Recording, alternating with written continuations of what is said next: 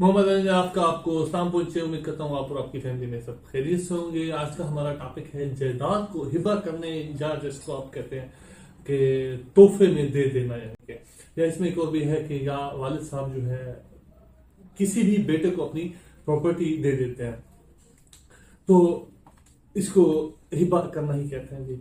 क्या ये तरीका ठीक है कि बाप अपनी जो है सारी की जायदाद सिर्फ एक ही बेटे को हिबा कर दे या दे दे ना जी?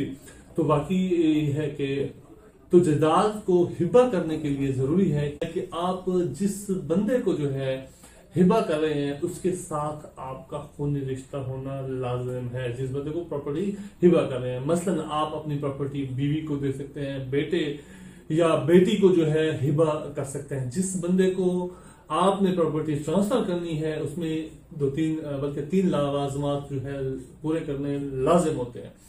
इसमें सबसे पहले वो कहते हैं कि जिस बंदे को आप प्रॉपर्टी हिबा कर रहे हैं, पहले जो है आप लोगों ने बताना है कि ये प्रॉपर्टी मैं आपको देने वाला हूँ। नंबर 2 पर जो है रजामंदी जो है जाहिर करवानी है कि वो कबूल भी कर रहा है आपकी प्रॉपर्टी या नहीं। तीसरे नंबर पे आता है कि ट्रांसफर का मसला जो है कि हम उसको ट्रांसफर करते हैं प्रॉपर्टी। अगर तो ये तीनों जो है पूरी हो रही हैं तो फिर प्रॉपर्टी आप लोगों जो है उसको गिफ्ट जो है प्रॉपर्टी गिफ्ट की जा सकती है। क्योंकि इससे पहले जो है लोग जो है प्रॉपर्टी इसलिए हिबा करते थे, अब से पहले कुछ वक्त पहले तक जो है, अभी तक तकरीबन कुछ टाइम पहले तक ही जो है वो टैक्स से बचने के लिए ही हिबा करते थे।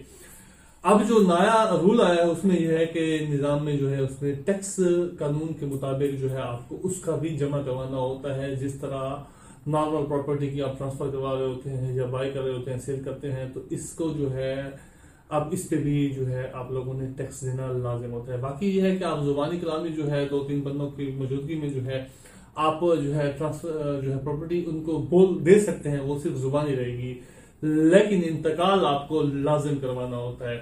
अगर आप लोग इंतकाल के बगैर करेंगे तो फिर उसका कोई भी और तरीका नहीं है, क्योंकि आप लोग जो है बहुत सारे लोग जो है ज्यादातर जो है प्रॉपर्टी अभी तक जो बच रहे थे या गिफ्ट कर रहे थे या कर रहे थे वो सिर्फ और सिर्फ टैक्स से बचने के लिए ही कर रहे थे। बाकी इसमें जो तीसरी जो बात आती है वो ये है कि बाप अगर सारी प्रॉपर्टी एक ही बेटे के नाम कर दे और वो अपने होश और हवास में है तो फिर आप उसको रोक नहीं सकते, वो कानूनी तरीका होगा।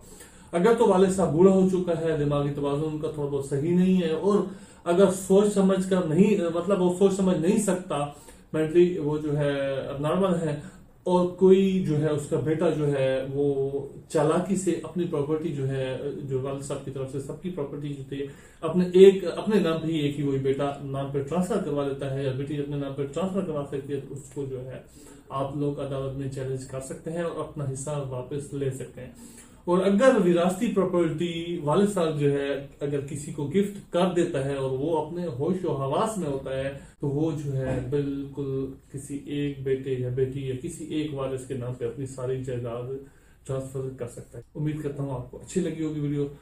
वस्सलाम।